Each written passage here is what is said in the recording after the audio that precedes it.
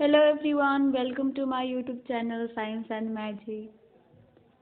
I hope आप सब ठीक होंगे। तो आज हम पढ़ने वाले हैं क्लास 9th का चैप्टर नंबर 13। हम बीमार क्यों पढ़ते हैं, कक्षा 9 का। Why do we fall in ill. काफ़ी दिन हो गए हैं, मैंने वीडियो अपलोड नहीं किया है, एक्चुअली मैं बिजी थी। चलिए शुरू करते हैं चैप्टर नंबर 13। आई होप आपको चैप्टर अच्छे से समझ आएगा, तो वीडियो को अंत तक देखिएगा। अगर आपको वीडियो अच्छा लगे तो चैनल को सब्सक्राइब कीजिएगा और वीडियो को शेयर कीजिएगा। तो चलिए शुरू करते हैं कि हमारा स्वास्थ्य परिचय से शुरू करते हैं कि स्वास्थ्य यानी कि हेल्थ हमारा होता क्या है। अगर कोई इंसान हेल्दी है तो बेसिकली क्या डेफिनेशन है, उसके रिगार्डिंग हम डिस्कस करने वाले हैं। बात करते हैं हम सबसे पहले हमारा स्वास्थ्य के बारे में। किसी भी इंसान का, किसी भी व्यक्ति का शारीरिक, मानसिक और सामाजिक रूप से अच्छी तरह से कार्य करने के लिए प्राप्त रूप से स्वस्थ होने की स्थिति ही क्या कहलाता है, उसका स्वास्थ्य कहलाता है, उसका हेल्थ कहलाता है। रोग किसे कहते हैं, शरीर के किसी भी अंग या हिस्से की संरचना या कार्य में कोई गड़बड़ी क्या कहलाता है, रोग कहलाता है।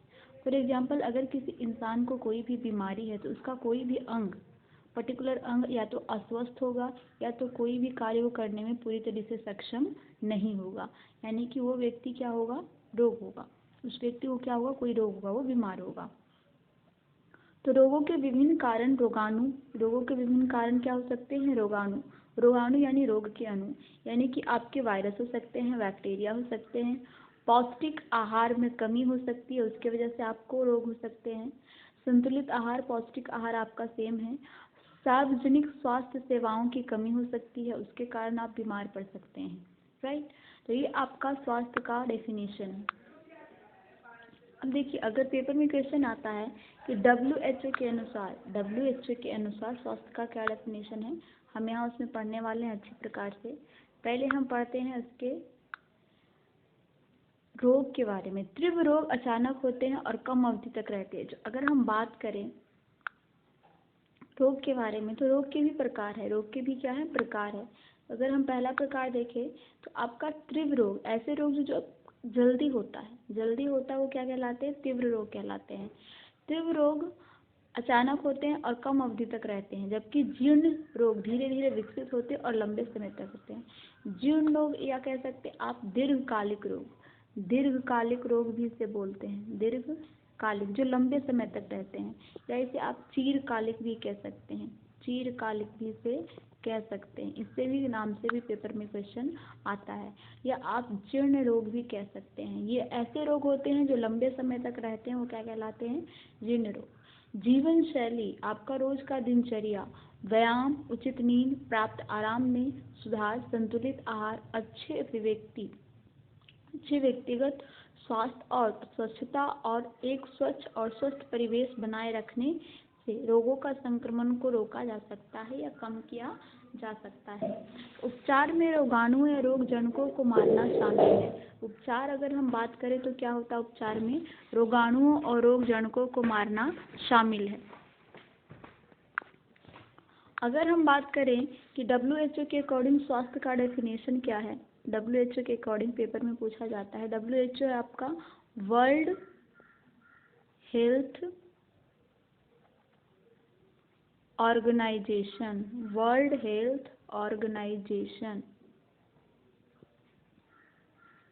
यानी कि विश्व स्वास्थ्य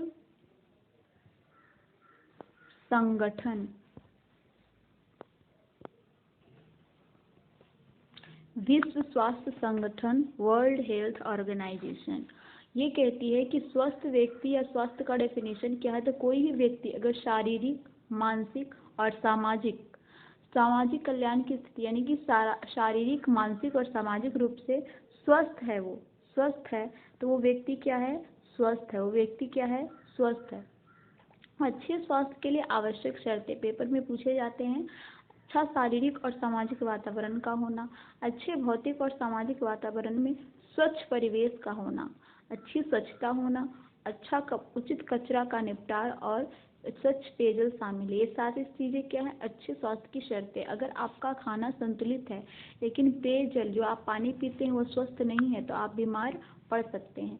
अच्छी आर्थिक स्थिति, अच्छी आर्थिक स्थिति का मतलब है आपके पास संतुलित आहार के लिए और साफ सुथरी चीज़ों को पानी पीने के लिए या कपड़े पहनने के लिए, स्वस्थ रहने के लिए आपको पैसे की जरूरत पड़ती है, तो अच्छी आर्थिक स्थिति भी इसमें शामिल है।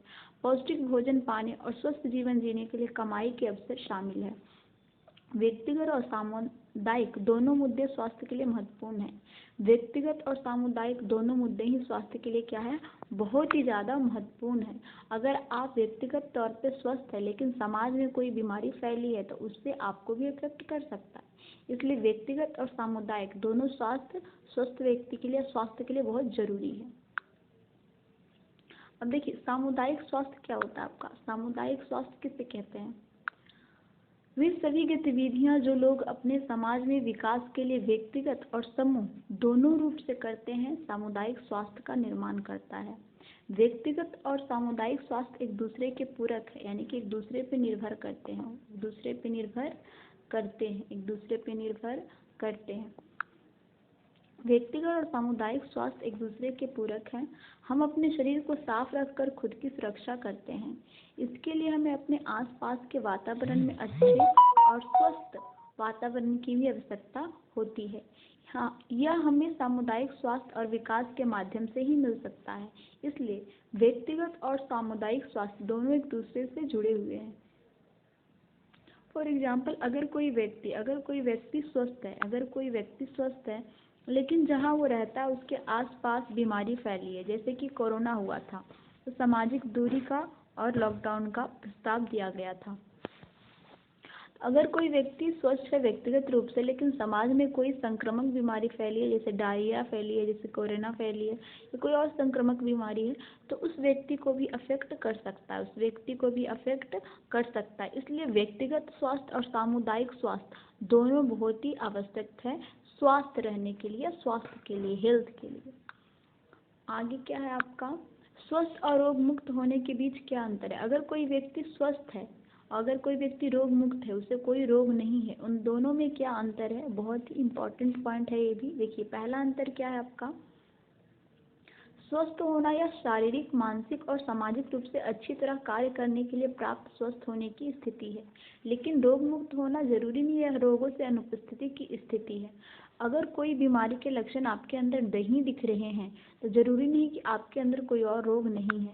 मान लीजिए कोई व्यक्ति शारीरिक और मानसिक रूप से ठीक है लेकिन सामाजिक रूप से ठीक नहीं है, समाज में उसे कैसे बड़ों से बात करना है, कैसे रहना है, कैसे व्यवहार करना है वो उसे नहीं आता है, तो वो स्वस्थ की डेफिनेशन को फॉलो नहीं करता, वो स्वस्थ नहीं है, सिर्फ रोग मुक्त है। इसी तरीके से अगर वो मानसिक रूप से बीमार है लेकिन शारीरिक और सामाजिक रूप से ठीक है तो उसे भी स्वस्थ माना नहीं जा सकता है। वो रोग मुक्त है लेकिन वो मानसिक रूप से स्वस्थ नहीं है। स्वस्थ में क्या, इसका तात्पर्य व्यक्तिगत, भौतिक और सामाजिक वातावरण से है और यह केवल व्यक्ति विशेष को संदर्भित करता है। रोग मुक्त केवल व्यक्तिगत है लेकिन स्वस्थ होना आपका पूरे समुदाय से जुड़ा हुआ है। व्यक्ति का स्वास्थ्य अच्छा है, इसमें व्यक्ति का स्वास्थ्य अच्छा है लेकिन व्यक्ति का स्वास्थ्य अच्छा या खराब भी हो सकता है। रोग मुक्त का ये अर्थ है, ठीक है। नेक्स्ट आगे बढ़ते हैं हम। नेक्स्ट टॉपिक क्या हमारा, रोग और उसके कारण क्या हो सकते हैं, रोग और उसके कारण क्या हो सकते हैं।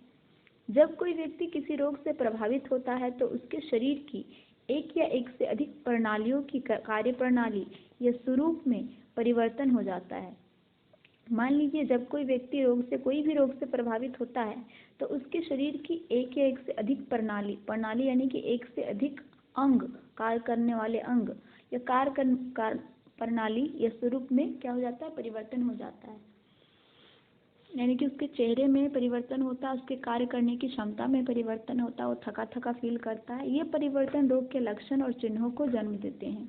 लक्षणों के आधार पर चिकित्सक किसी विशेष रोग के संकेतों की तलाश करते हैं और रोग की पुष्टि के लिए परीक्षण करते हैं, यानी कि टेस्ट किए जाते हैं। अगर आपको बुखार, सर्दी, जुकाम होते हैं तो उन लक्षण के आधार पर आपको ब्लड टेस्ट वगैरह, यूरिन टेस्ट वगैरह किए जाते हैं डॉक्टर के द्वारा, ताकि पता लगे कि आपको कोई और गंभीर बीमारी तो नहीं है। रोग जनक कौन कौन से होते हैं, रोग जनक किसे कहते हैं, रोग जनक इंग्लिश में बोलते हैं वैक्टर्स। इंग्लिश में क्या बोलते हैं, वैक्टर। ऐसे जनक जो रोग उत्पन्न करते हो, रोग उत्पन्न करते हो क्या कहलाते हैं? ये आपका रोग वाहक है। वेक्टर यानी कि रोग वाहक, रोग जनक यानी कि जो रोग उत्पन्न करते हो। तो जैसे वायरस, बैक्टीरिया, कवक, प्रोटोजोआ, ये क्रीम, ये सारे क्या है? रोग जनक है। खराब स्वास्थ्य और कुपोषण हो सकते हैं रोग जनक के कारण। वंशानुगत और आनुवांशिक विकार हो सकते हैं। टीकाकरण के उचित उपचार का अभाव हो सकता है। पर्यावरण प्रदूषण हो सकता है। वायु, जल, आप दूषित हवा में सांस ले रहे हो या जल आप जो पी रहे हो आपका प्रदूषित है, ये सारे कारण हो सकते हैं रोगजनक के, रोग उत्पन्न होने के। रोगों के प्रकार क्या है? इंपॉर्टेंट है, पेपर में पूछा जाता है। अब देखिए, सबसे पहला है आपका तीव्र रोग, यानी कि अल्पकालिक रोग भी से कहते हैं, अल्पकालिक रोग भी से कहते हैं। अल्पकालिक, कम समय के लिए जो रोग रहते हैं। तीव्र रोग जो बहुत कम समय तक रहते हैं और शरीर को अचानक और जल्दी प्रभावित करते हैं, उदाहरण सर्दी, खांसी और टाइफाइड आदि, ये सब क्या है? आपका तीव्र रोग है। दीर्घकालिक रोग क्या है आपका? दीर्घकालिक यानी चिरकालिक भी नहीं कहते हैं, पेपर में आपको आ सकता है चिरकालिक क्या रोग है, तो आपके दीर्घकालिक रोग ही चिरकालिक कहलाते हैं। जर्न रोग अभी पढ़ा है हमने, यही होता है आपका। वे रोग जो लंबे समय तक बने रहते हैं, यहाँ तक कि जीवन भर भी दीर्घकालिक रोग कहलाते हैं। जीवन भर भी बने रहते हैं तो क्या कहलाते हैं? दीर्घकालिक रोग कहलाते हैं। उदाहरण मधुमेह, डायबिटीज, तपेदिक यानी कि आपका तपेदिक बीमारी, या फील पाँव से हाथी पाँव भी बोलते हैं, पैर आपका सूज जाता है वो आपका। और आपका तपेदिक यानी कि लंबे समय तक जो आपका बुखार लगता है, या आपका पीलिया, ये सब भी क्या है? दीर्घकालिक रोग है। संक्रामक और गैर संक्रामक रोग में क्या अंतर है? इंपॉर्टेंट है, ये भी पेपर में पूछा जाता है। संक्रामक का मतलब फैलना। वे रोग जो सूक्ष्म जीवों के संक्रमण के कारण फैलते हैं संक्रामक रोग कहलाते हैं। यह रोगग्रस्त व्यक्ति से स्वस्थ व्यक्ति में फैलता है। रोगग्रस्त व्यक्ति से अगर एक व्यक्ति बीमार है, उससे दूसरे व्यक्ति में ट्रांसफर हो सकता है। जो वायरस और बैक्टीरिया, कवक, प्रोटोजोआ, कवक कृमि जैसे कुछ जैविक एजेंटों या रोग जनकों द्वारा या जनकों के कारण होता है। ठीक है, संक्रामक रोग। गैर संक्रामक रोग या नॉन कम्युनिकेबल डिजीज से इंग्लिश में बोलते हैं, नॉन कम्युनिकेबल डिजीज, और इसको बोलते हैं कम्युनिकेबल डिजीज।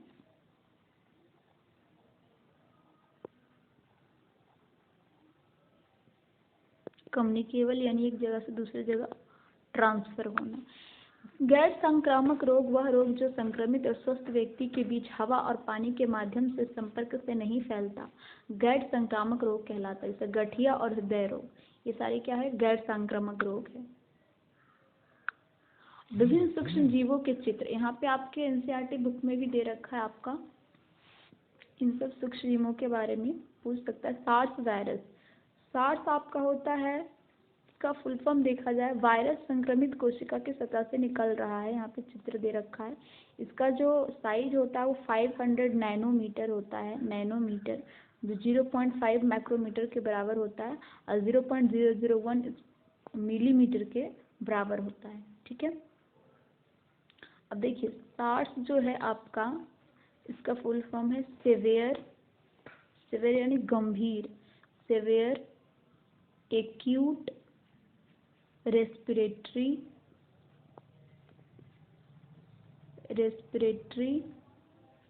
सिंड्रोम, यानी कि आपका गंभीर श्वास लेने की बीमारी ही क्या कहलाता है? आपका सार्स वायरस के कारण होता है।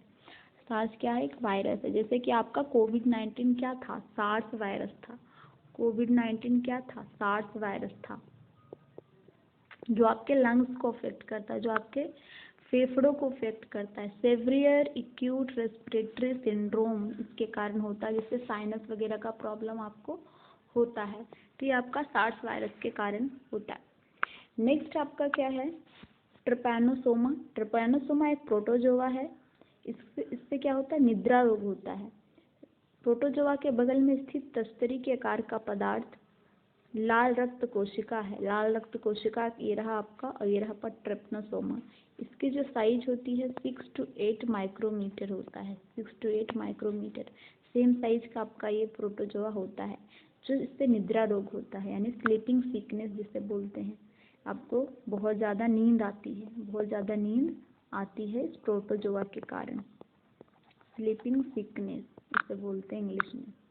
देखिए क्या है आगे हमारा, स्टैफिलोकोकस बैक्टीरिया। स्टैफिलोकोकस बैक्टीरिया मुहासे का कारण बनता है, जो आपको फोड़ा फुंसी होता है। पैमाना चित्र के ऊपर दाईं ओर रेखा पर दर्शाया गया है। 5 माइक्रोमीटर लंबा होता है ये भी स्टैफिलोकोकाई बैक्टीरिया। ये रहा आपका। नेक्स्ट है आपका वयस्क गोल कृमि। वयस्क गोल कृमि छोटी आंत में पाया जाता है। इसका तकनीकी नाम एस्कैरिस लुम्ब्रिगोइडस है। पैमाने का अंदाज़ा देने के लिए इसके बगल में 4 रूलर, ये आपका रूलर दिया गया है, यानी कि 4 सेंटीमीटर दर्शाता है। कितना है ये? 4 सेंटीमीटर है। ये आपके पेट में पाया जाता है बेसिकली, और छोटी आंत को आपको ये अफेक्ट करता है, प्रभावित करता है। जैसे कि स्कूल में आपको एल्बेंडाजोल दवाई दी जाती है, इसी को मारने के लिए दी जाती है। ये क्या करता है, आपके जो खाना है उसके सारे पोषक तत्व को खुद खा जाता है, खुद अवशोषित कर लेता है, वहाँ पे वो पोषक तत्व नहीं लगते हैं। इसलिए आपको स्कूल में दवाई दिया जाता है ताकि आप हेल्दी रहें।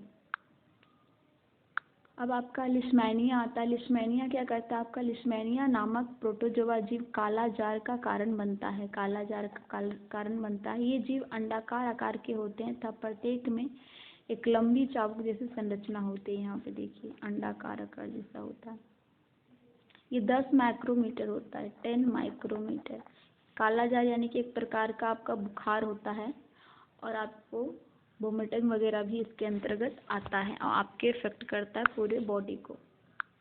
अब सूक्ष्म जीवों और उससे होने वाले रोग क्या क्या, जैसे वायरस। अगर वायरस से कौन सा रोग होता है आपको? सामान्य सर्दी, इन्फ्लुएंजा, खसरा, chickenpox, AIDS, hepatitis B, ये सब किसके कारण होता है? वायरस से। अगर हम बात करें एड्स के, तो HIV वायरस के कारण होता है, आगे पढ़ेंगे हम। खसरा आपका एक खांसी है जो आपका लंग्स अफेक्ट होता है, इससे फेफड़ा अफेक्ट होता है इस रोग से आपका। जीवाणु आपका बैक्टीरिया किसके कारण के होता है? बैक्टीरिया से कौन कौन रोग होता है? हैजा, टाइफाइड, टीबी, टेटनस, एंथ्रैक्स, खाद्य विषाक्तता, फूड पॉइजनिंग। कवक से क्या होता है आपका? त्वचा संक्रमण होता है। प्रोटोजोआ से आपका मलेरिया, कालाजार, अमीबिया पेचिस, निद्रा रोग होता है। कीड़े से आपका आंत संक्रमण और हाथी पांव होता है, कृमि, एलिफेंटियासिस जिसे बोलते हैं। एंटीबायोटिक दवाएं। एंटीबायोटिक किसे बोलते हैं? एंटीबायोटिक बैक्टीरिया के लिए महत्वपूर्ण जैव रासायनिक मार्गों को अवरुद्ध करते हैं, इसलिए वो इनके खिलाफ प्रभावी है। उदाहरण पेनिसिलिन और टेट्रासाइक्लिन। देखिए, एंटीबायोटिक एक ऐसी दवाई है जो बैक्टीरिया के खिलाफ होने वाले रोगों से लड़ते हैं।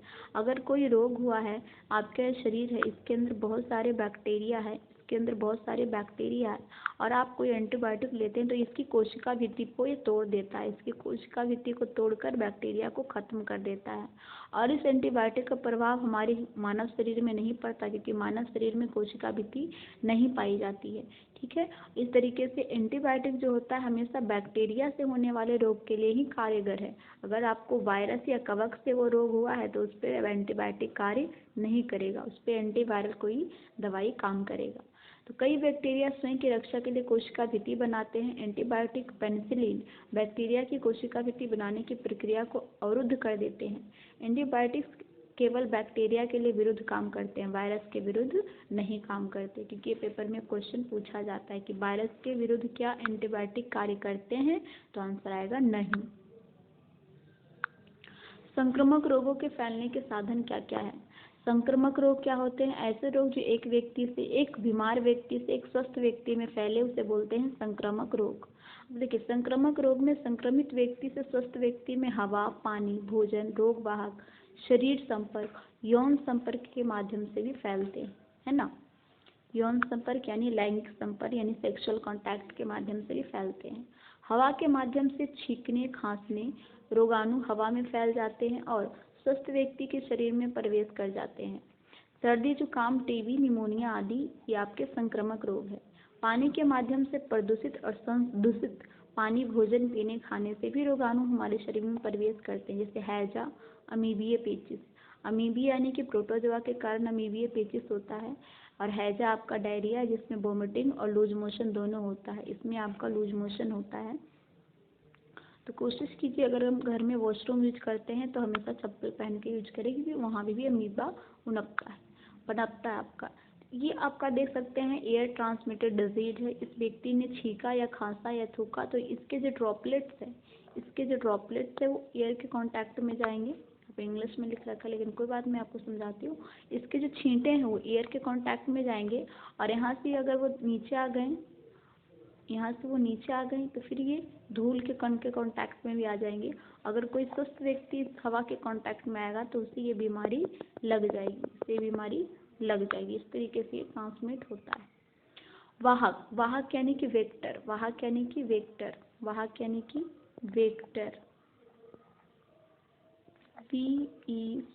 VECTOR, vector. देखिए, मादा एनोफिलीज मच्छर जैसे कुछ जीव मलेरिया, डेंगू, पीत ज्वर आदि रोगों के वाहक के रूप में भी कार्य करते हैं। पीत ज्वर यानी पीलिया बुखार जो होता है आपका। तो एडीज मच्छर से होता है आपका डेंगू, और एनोफिलीज मच्छर से होता है आपका मलेरिया। याद रखिएगा, एडीज से होता है डेंगू, एडीज मच्छर से। यौन संपर्क के माध्यम से यानी कि सेक्सुअल कांटेक्ट के दौरान सिफिलिस एड्स संक्रमित व्यक्ति के साथ यौन संपर्क से फैलता है। एड्स वायरस रक्त आदान के माध्यम से यानी कि रक्त के ट्रांसफर के, मान लीजिए कोई इंसान को एड्स है और इस व्यक्ति का ब्लड दूसरे व्यक्ति में चला गया ट्रांसफर के लिए, तो इस व्यक्ति को भी एड्स हो जाएगा। इस तरीके से फैलता है। गर्भावस्था के दौरान माँ से उसके बच्चे में और स्तनपान के माध्यम से भी फैल सकता है आपका एड्स और सिफिलिस। एड्स अधिग्रहित प्रतीक्षा अल्पता सिंड्रोम। एड्स का जो फुल फॉर्म होता है आपका एड्स, वो होता है आपका एक्वायर्ड, पेपर में पूछा जाता है, आप हिंदी में ये याद रख सकते हैं, इंग्लिश में ये एक्वायर्ड इम्यूनो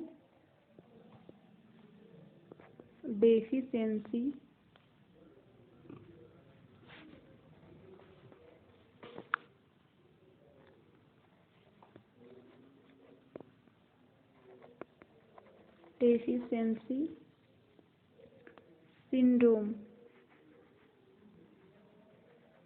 सिंड्रोम, ये आपका एड्स का फुल फॉर्म है। एड्स के कारण क्या हो सकते हैं? AIDS HIV human immunodeficiency virus नामक रेट्रोवायरस के कारण होता है। HIV का एक वायरस है HIV, human immunodeficiency virus. संक्रमित व्यक्ति से स्वस्थ व्यक्ति में एड्स का संचरण इस प्रकार होता है।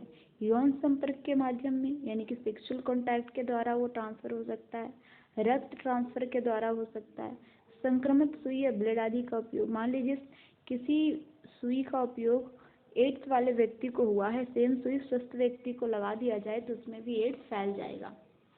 या आप शेविंग करते हैं तो उस ब्लेड का उपयोग एड्स वाले व्यक्ति का हुआ है, अगर उसका कट हुआ लगा है कहीं पे, उस खून से उसी ब्लेड का दूसरे व्यक्ति पे उपयोग होगा, उसका भी उसी ब्लेड से कट लग जाएगा तो उससे भी आपको एड्स हो जाएंगे।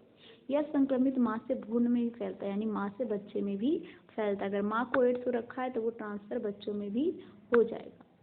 अब क्या कहता है आपका एड्स की रोकथाम क्या है? संक्रमित रक्त चढ़ाने से बचे, यानी कि संक्रमित रक्त को ना चढ़ाएं। यह जांच किया जा सकता है कि रक्त HIV निगेटिव है या नहीं। मान लीजिए आपका जो ब्लड अगर चढ़ रहा है तो वो HIV की जांच करेंगे कि HIV वायरस में प्रेजेंट है, पॉजिटिव है या नेगेटिव, यानी कि वो प्रेजेंट नहीं है। HIV का फुल फॉर्म क्या है? ह्यूमन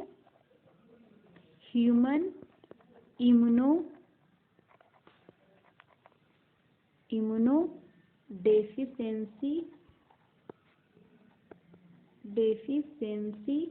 वायरस, ये आपका फुल फॉर्म है।